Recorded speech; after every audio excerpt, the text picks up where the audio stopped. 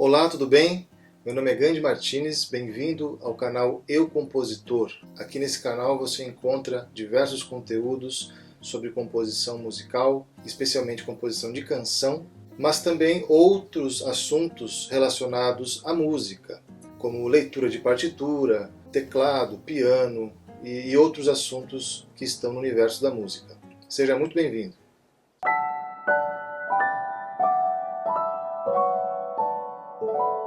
Hoje nós vamos falar especificamente sobre o papel do compositor. O que é ser um compositor? Como que a gente se torna um compositor? Quais são os atributos que um compositor tem que ter para ser bem-sucedido nessa área? Nós vamos ver alguns elementos musicais fundamentais que os compositores precisam dominar para fazer boas composições e alguns outros assuntos, como, por exemplo, como você pode criar uma rotina criativa e também quais são as vantagens e desvantagens de você fazer música sozinho ou com parceiros. Então, a composição musical ela é uma atividade bastante complexa, né? Talvez para os leigos, né, para quem não está dentro da área da música, talvez essas pessoas não percebam a complexidade que é você fazer uma música que realmente toque as pessoas, emocione as pessoas, né? Que chegue, né, na pessoa, que toque realmente os ouvintes. Isso é uma atividade extremamente complexa, que exige conhecimento técnico, exige criatividade, exige sensibilidade e tudo isso misturado, né? Então não é uma tarefa fácil, com certeza não é uma tarefa fácil. Mas em contrapartida é uma tarefa muito prazerosa, né? Quando a gente consegue compor uma música e se sente satisfeito com aquela música, nós mesmos nos emocionamos com a nossa música, né? Isso traz uma sensação muito gostosa, realmente, e que acaba viciando a gente nessa lida, né? Nessa arte, né? Então, o que faz um compositor, né? Isso é uma pergunta bastante comum e é uma dúvida, né, de muita gente, até mesmo pessoas de dentro da área da música, né? Por exemplo, o que distingue um compositor de um arranjador, né? Um letrista de um compositor. Então, um compositor é uma pessoa que vai criar músicas e ele pode atuar em diversas áreas. Por exemplo, duas áreas muito famosas, né?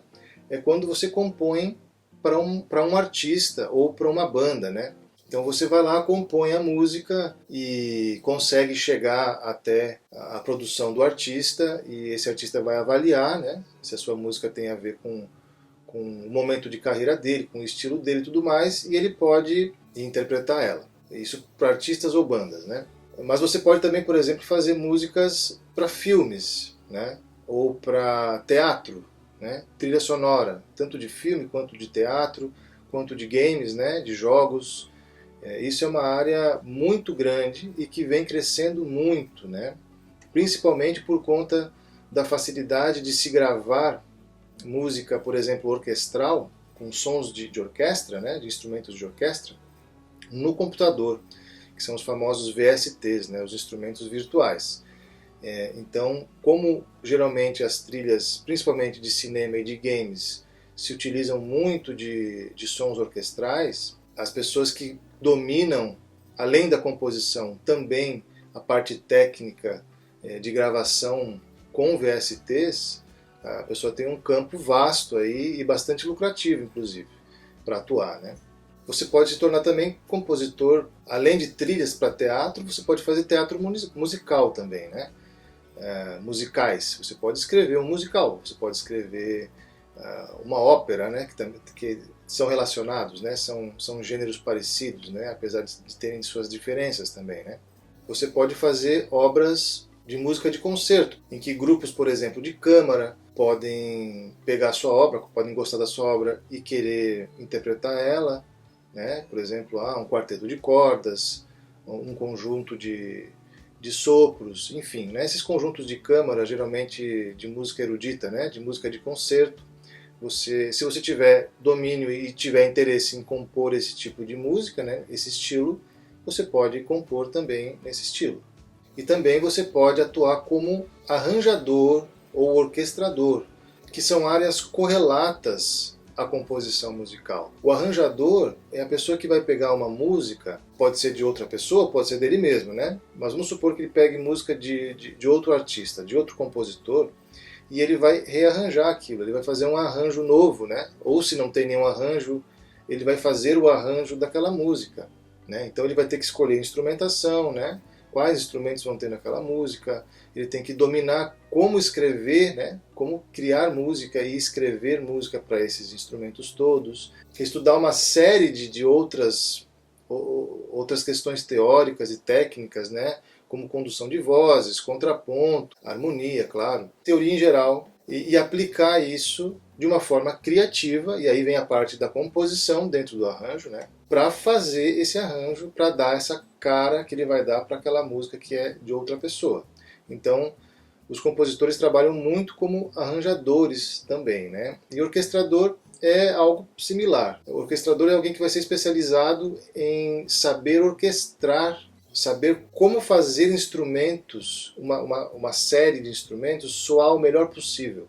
Então, vamos supor que você tenha à disposição uma orquestra de cordas para fazer uma canção, para fazer o arranjo de uma canção. Então, você pode ser uma pessoa especialista em orquestrar para a orquestra de cordas.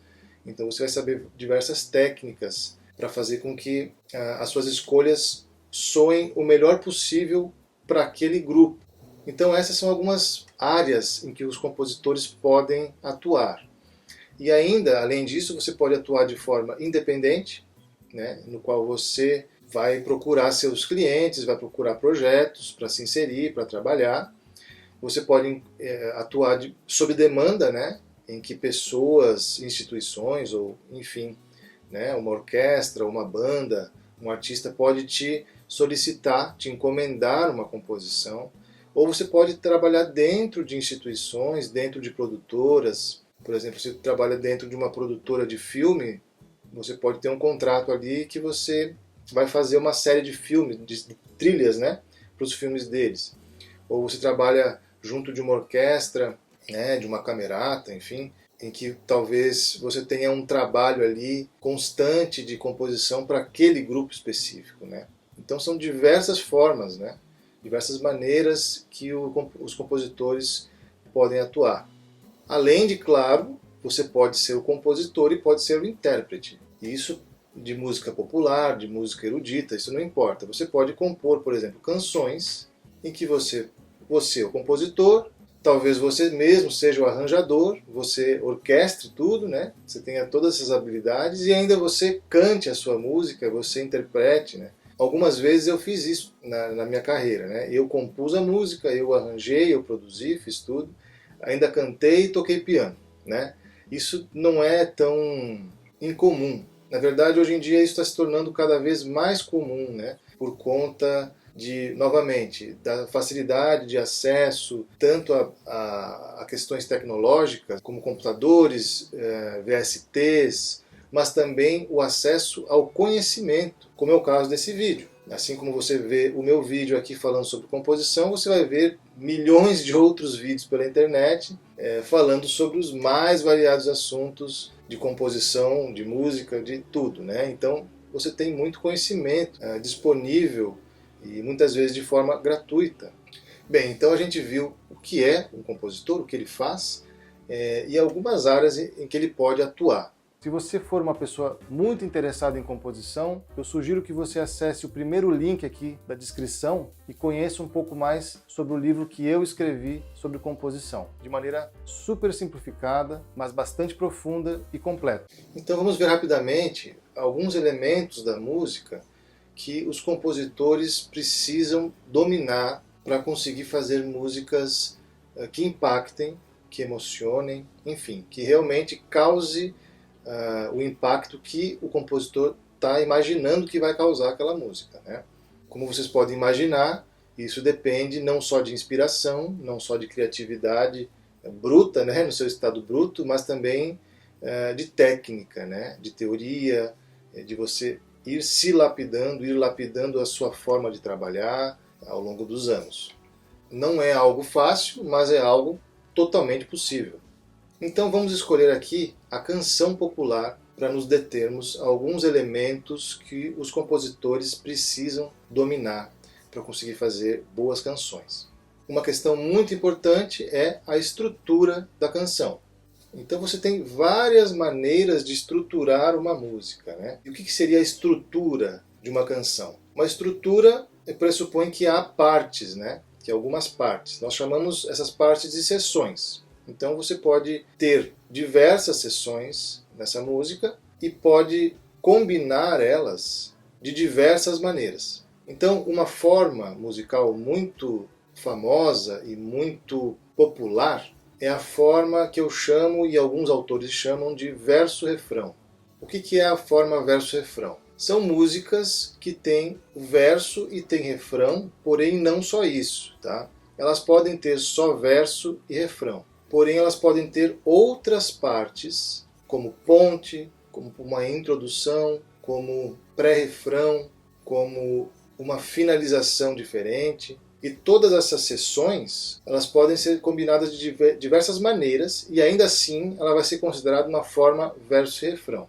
Então a maneira com que você estrutura, com que você organiza essas diferentes seções, causam impactos completamente diferentes. Se você vai fazer, por exemplo, uma música que começa já direto no refrão, com uma intensidade, uma energia musical alta, é muito diferente de uma música que você comece ela com uma introdução, por exemplo, bem tranquila, e que vai desenvolvendo a energia, vai aumentando a energia aos poucos até chegar num clímax lá no, sei lá, no terceiro refrão, né? A terceira repetição do refrão. Então isso é só uma maneira bem simples de você entender o quanto que a estrutura pode impactar e a ordem que as coisas vêm podem impactar muito o contorno de energia da tua música. Então a gente tem que entender muito bem de forma musical quais são as funções de cada seção, o que é uma estrofe, qual é a função dela, o que é um refrão, qual é a função, a ponte, tudo isso, né? Outros dois elementos muito importantes de um compositor dominar é a harmonia e a melodia, claro, né? Se você não conhece a harmonia, não conhece as leis que regem a harmonia, por exemplo, dificilmente você vai conseguir fazer músicas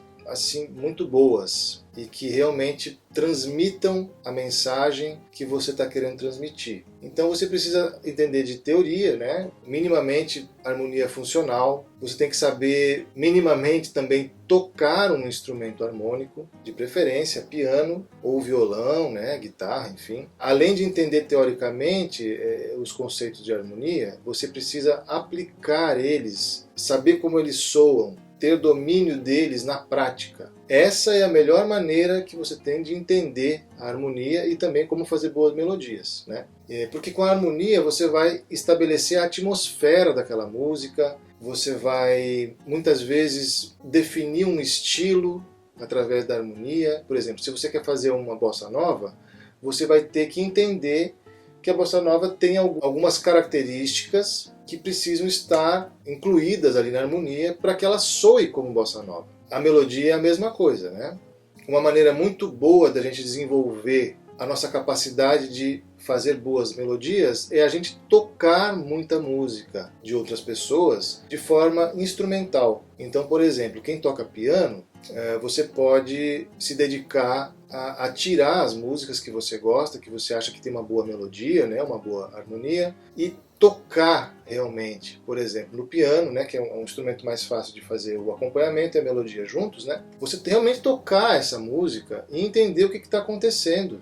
Você não precisa fazer uma super análise, mas você entender minimamente o que está acontecendo. Ah, poxa, a melodia aqui está parando na sétima maior. Ou no refrão a melodia começou a ir mais para o agudo aqui e fazer notas mais longas. Nossa, isso tem um impacto bastante específico, entende? E aí tudo isso você vai conseguir entender na prática, né? E com muita repetição e muitas músicas que você vai tocando e fazendo essa análise, você vai desenvolvendo a capacidade de fazer boas melodias. Então, de forma geral, para você desenvolver boas harmonias, boas melodias, você tem que desenvolver dois aspectos principais, que é teórico, você tem que entender de harmonia, principalmente, mas também de melodia, e você tem que praticar. além de entender teoricamente, você tem que pegar essa teoria e colocar na mão. Colocar na mão, que eu digo, é colocar no instrumento, né? Você tem que entender isso fazendo também. Então, você fazendo essas duas vias, com certeza você vai desenvolver muito a sua capacidade de controlar bem a harmonia, né, para os objetivos artísticos que você tem, e também a melodia. E como nós estamos falando de canção, nós não podemos deixar de falar da letra, né, da parte poética, da parte textual dessa música. Mais uma vez, para você fazer boas letras, você vai precisar dos dois âmbitos, do âmbito teórico e do âmbito prático. O que é teórico? Você vai ter que entender o que são, por exemplo, figuras de linguagem. Como é que eu posso aplicar isso? Vou ler algum livro de poesias, ou vou ler um romance, ou seja lá o que for, eu vou começar a identificar, o autor aqui está utilizando tal figura de linguagem. Interessante, posso aplicar isso aqui na minha música. Entender, por exemplo, de prosódia, que é algo fundamental para quem faz canção.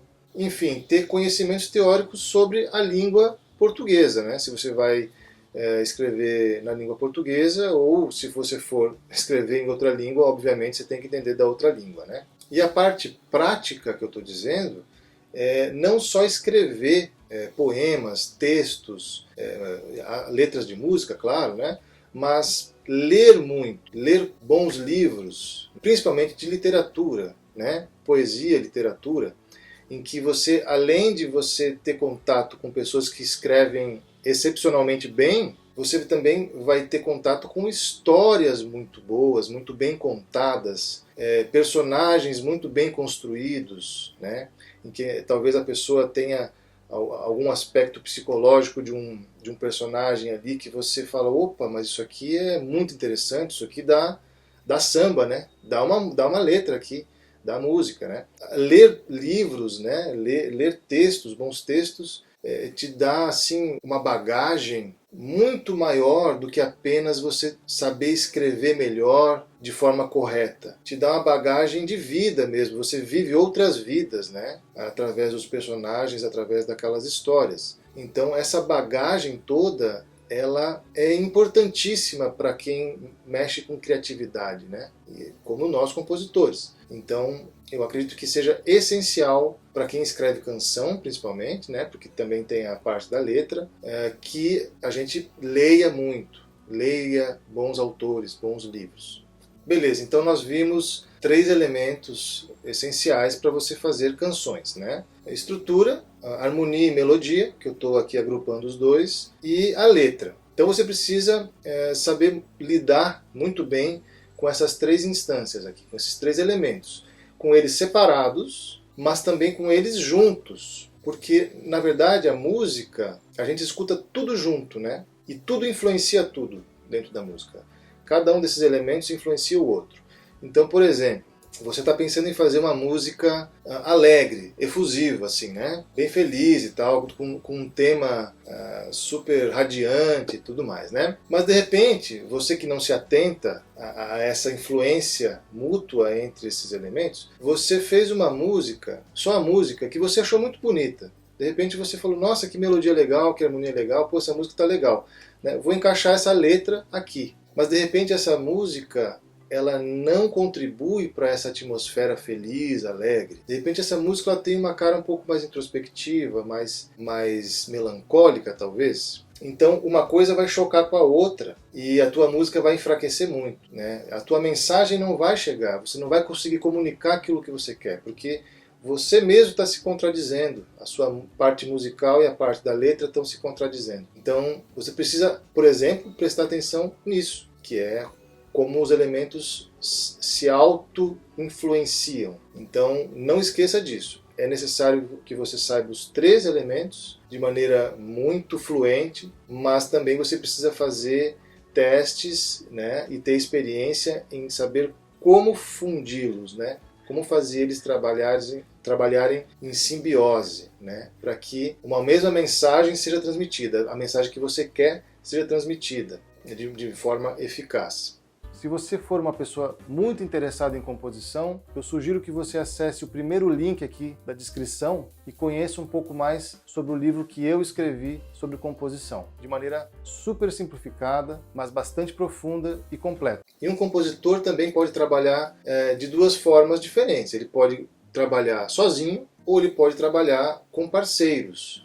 Geralmente quem compõe canção tem muitas parcerias, né? Por mais que, por exemplo, você saiba escrever tanto música quanto letra, pode ser que você em algum momento você faça uma música que você ache muito legal, a melodia, a harmonia, enfim, mas você de repente não está conseguindo achar a letra certa para aquela música lá. E você tenta e talvez você não consiga. E aí de repente você conhece alguém, né, um parceiro, que fala, não, aquele cara lá, ele tem a pegada que ele vai conseguir entender aqui essa atmosfera e vai colocar uma letra que case perfeitamente. Então você manda lá, né, conversa com seu parceiro e de repente a coisa anda e funciona. Ou o contrário, você tem uma letra feita e manda para um parceiro musicar ela, né? Então a vantagem de você trabalhar sozinho é que você tem total controle estético, artístico daquilo que você vai fazer. Além disso, você pode também desenvolver um estilo próprio, muito, muito pessoal, né? De maneira mais fácil. No entanto, você vai ter que fazer tudo sozinho, né? Você vai ter que ter todo o conhecimento de todo o processo sozinho e resolver a parada sozinho, né? Outras desvantagens é que você não vai ter um feedback imediato. Quando você trabalha com um parceiro, vocês estão juntos ali naquela, né? E você vai ouvindo e vai falando para ele, olha, isso aqui não ficou legal. Pô, isso aqui a gente podia mudar para outra coisa. Vamos testar isso aqui, tal, né? Então você tem esse feedback imediato, coisa que quando você trabalha sozinho você não tem. Então beleza, mas e quais são as vantagens de trabalhar com parceiros?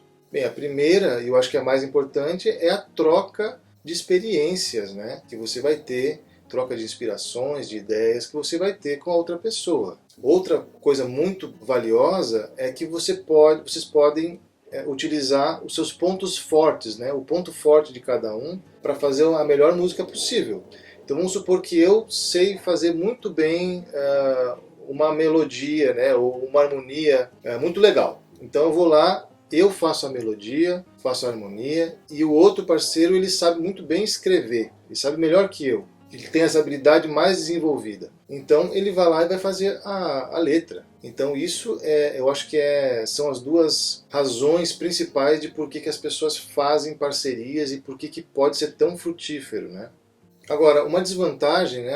A maior desvantagem, que na verdade não precisa necessariamente ser uma desvantagem, mas algumas pessoas podem entender como desvantagem, é que você vai ter que ceder. Em alguns momentos, você pode achar uma coisa que você fez, uma ideia que você propôs, e de repente a outra pessoa vai não achar tão legal. Então, talvez você vai ter que ceder naquele momento e fazer algo diferente daquilo que você faria se estivesse sozinho. Isso pode ser uma vantagem ou pode ser uma desvantagem, depende da mentalidade que a gente encara esse processo, né? Bem, uma coisa em comum que todos os compositores, pelo menos os compositores profissionais, têm, é que todos precisam ter uma rotina criativa, ou seja, uma rotina em que a pessoa vai compor, vai exercitar esse músculo da composição. Porque a prática contínua é isso que faz com que a gente desenvolva a excelência, né? Seja em qualquer área que a gente esteja inserido, né? E a composição não é diferente. Então, uma coisa muito importante e que talvez seja mais difícil para quem não leva a composição mais a sério é reservar um tempo do dia para compor. Se você quer ser compositor, no sentido de, não, eu quero fazer boas músicas mesmo e talvez viver disso algum dia, você vai ter que levar isso como um trabalho, como qualquer outro trabalho, na verdade, né? Então você vai ter que reservar um tempo do seu dia para sentar e compor, e estudar, e não só estudar, mas também praticar aquilo que você está estudando, seja no âmbito da música, seja no âmbito da letra. Então você precisa escrever, você precisa compor, você precisa ficar no instrumento, se gravando, improvisando, anotando, escrevendo, assim como textos também. Você precisa fazer textos, você precisa anotar ideias que você teve de filmes que você viu, livros que você leu, desenvolver aquelas ideias para ter material, para sempre ter material. E para isso você precisa de tempo, tá? A criatividade ela não acontece assim, né? A criatividade ela demanda um tempo de reflexão, de maturação, né? Para que ideias boas realmente surjam. Uma outra atividade que é muito boa também para se desenvolver como compositor é você experimentar diferentes estilos, diferentes técnicas de composição. Então vamos supor que você faça música só canção. Não fique fazendo apenas canção sempre, sempre, sempre. É claro que você vai focar nisso que você quer se desenvolver, né, especificamente, mas pegue de vez em quando e faça uma música de um estilo diferente. Tente fazer uma música instrumental, por exemplo. Se você faz só samba, de repente tenta fazer algo um pouco mais próximo, tenta fazer uma bossa, tenta fazer um bolero, sei lá. Não precisa fazer um punk rock, entendeu? Não precisa ser tão longe. Apesar que também é muito importante fazer isso, né? Mas você não precisa fazer coisas mirabolantes. Mas sair um pouquinho do que você sempre faz e já está acostumado, e isso sempre vai trazer bons resultados para você criativamente. E isso inclui também técnicas. Vamos supor que você trabalhe sempre com guitarra, né? De repente você ouviu uma técnica, né, em alguma música que você nunca utilizou, tenta aplicar aquela técnica em alguma música, em alguma parte, de repente. Se você está fazendo um arranjo de uma música sua, tenta aplicar aquela técnica e ver como soa, ver o resultado. Quando a gente aprende uma nova técnica, isso abre possibilidades que a gente nem imagina. Então vale muito a pena a gente se arriscar e experimentar, né? A palavra aqui é experimentação. Você vai experimentar com um estilo diferente, vai experimentar com técnicas diferentes. E aqui entra uma dica relacionada, que é analisar músicas diferentes também. Você precisa analisar as músicas, tá, que você gosta, para entender o que está acontecendo ali. Mas você precisa analisar músicas também de outros gêneros que talvez você não esteja tão acostumado, porque esses gêneros podem trazer conhecimentos, podem trazer inspirações, ideias que você nem imagina que vai te trazer, entendeu? E de repente é nesses outros gêneros que você vai pescar algumas ideias, vai pescar algumas características e vai inserir nas tuas músicas que vai te trazer identidade, né? Uma identidade única para as suas composições, entendeu? De repente, se você faz sempre samba e só escuta samba, dificilmente você vai agregar algum tipo de técnica, algum tipo de elemento que diferencie os seus sambas dos sambas que você escuta, porque a sua referência é sempre dentro de um quadrado ali mais ou menos parecido. Mas de repente, se você escuta um outro gênero e traz algum elemento daquele gênero e casa ali com a tua intenção expressiva, artística, com aquele samba que você vai fazer, já fica com uma coisa diferente. Então pode ser uma boa fonte de elementos para construir a sua identidade única, né? Sua identidade artística única. E claro, sempre tem que experimentar, né?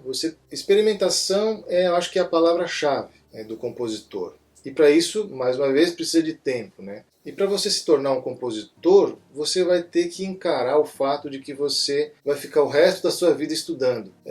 Na verdade, como qualquer outra atividade que você queira se desenvolver de verdade, você vai ter que ter um aprendizado contínuo. Você tem que ter a tua mentalidade de aprendiz. Eu aprendi um monte de coisa, eu já sei várias técnicas, já sei não sei o que. Não pense que aquilo ali é suficiente. Não é suficiente. Você tem que ter a sua mentalidade de buscar mais conhecimento, experimentar outras coisas que você não experimentou ainda. E isso não é um peso, isso na verdade é maravilhoso. Você já imaginou se você soubesse tudo e de repente acabou, não tem mais o que saber, não tem mais o que pesquisar, não tem mais o que aprender, não tem mais o que aplicar? Seria muito frustrante, entende? Se tivesse um ponto final nesse processo.